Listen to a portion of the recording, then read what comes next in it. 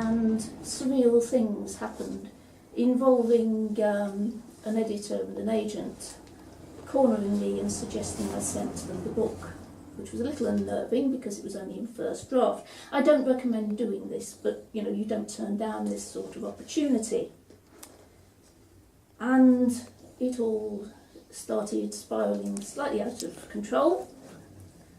In 2011, it got sort of seriously, what the hell's going on? In 2012, Earth Girl was published by HarperCollins, the Harper Voyager imprint.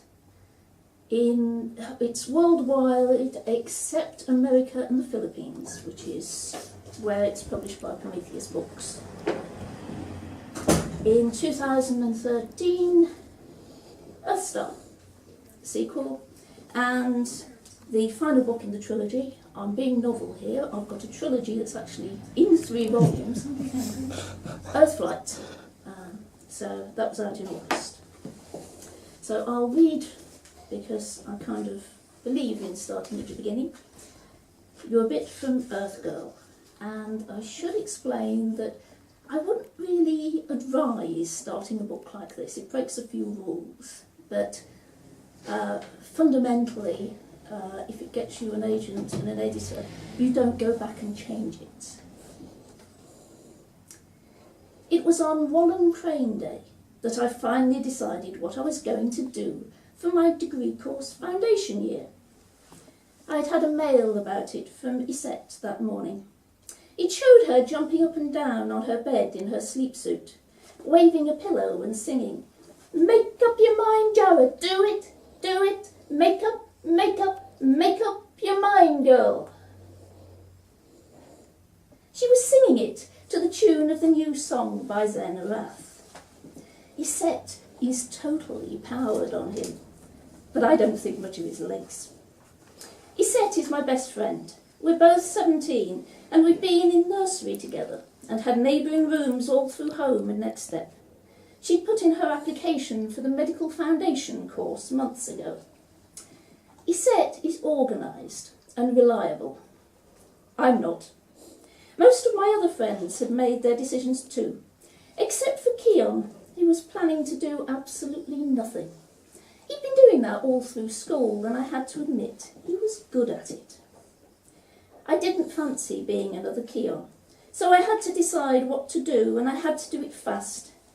The deadline for applying for courses was the day after the holiday. Wallen Crane Day is a holiday on Earth, just like on all the other worlds, but in the circumstances we don't have celebration parties the way they do. Thaddeus Wallen Crane invented the portal and gave humanity the stars. But we on Earth are the 1 in 1,000 who missed out when he created the ticket to the universe. One of my private fantasies is inventing a time machine and travelling back in time nearly 650 years to 15th November 2142. I would then strangle Wallen Crane at birth. If it wasn't for him, I'd be normal, instead of labelled a neon, a throwback. Yes, I'm one of them. The polite people would call me handicapped, but you can call me Ape Girl if you like. The name doesn't change anything.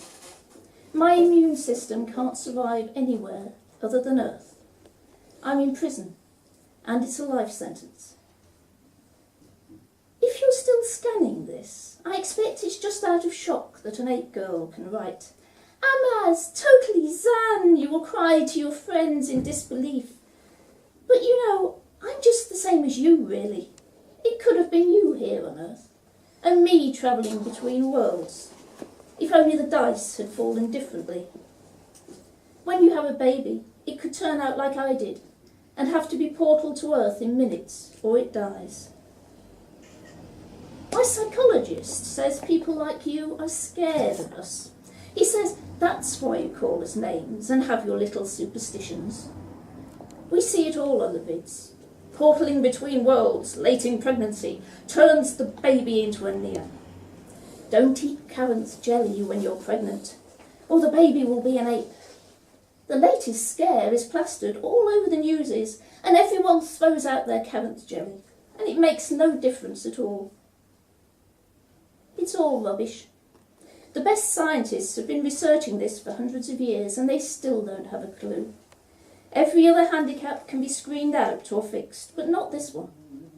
Whether you eat carrot jelly or not, it can get your baby just the same way it got me. Maybe they'll find a cure one day. But with my luck, I bet I'm dead by then. I expect I'll die the day beforehand, so fate can enjoy a last big laugh at my expense. My psychologist also says I have a lot of unresolved bitterness and anger. He's right. You've probably already noticed it. I was feeling especially bitter on the 15th of November 2788.